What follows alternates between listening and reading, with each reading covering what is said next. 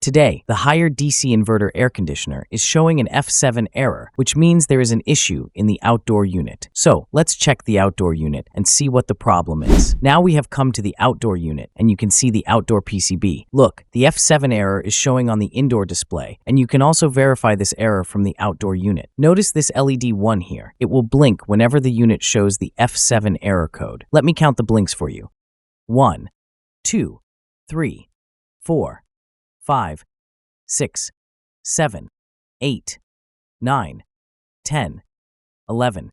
It blinks 11 times. So, when the indoor display shows F7, the same error is indicated by this LED blinking 11 times on the outdoor unit. Both mean the same thing. There is a fault in the outdoor unit. I'll also explain what the fault is. This red sensor is the suction pipe temperature sensor, and it monitors the returning gas. If this sensor becomes faulty, opens, or short circuits, the F7 error will display. Sometimes, a loose connection or an improperly connected connector can also cause the F7 error. Additionally, vibrations can occasionally cause the connection to become loose. In such cases, you can remove the sensor and reinstall it in the connector, which might resolve the error and make it disappear from the display. Apart from this, there can also be a fault in the PCB, which I will explain to you as well. Now I have removed the PCB from the unit. I'll turn it over and show you what faults can occur in the PCB when there is an issue. Now you can see that I have set up the entire step-up process. Look, jumper wires have been connected, and the multimeter's red connector is attached so we can check the voltages. The multimeter is set to DC volts. When we turn on the PCB,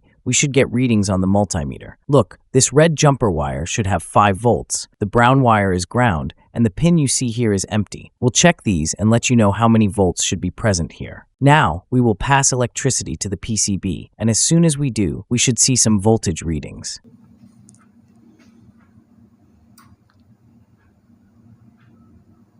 Look, we've applied power, and you can see the switching has occurred. Now you can observe that we are getting 5 volts. If these 5 volts are not present, it means the PCB is faulty. In that case, you should get it repaired. However, if the fault has reached the microcontroller, repairing it becomes difficult, and the PCB may need to be replaced. Once this is done, the F7 error will disappear from the display, and your unit will return to working condition. Click on the left or right thumbnail to watch our next videos, and subscribe. Thank you.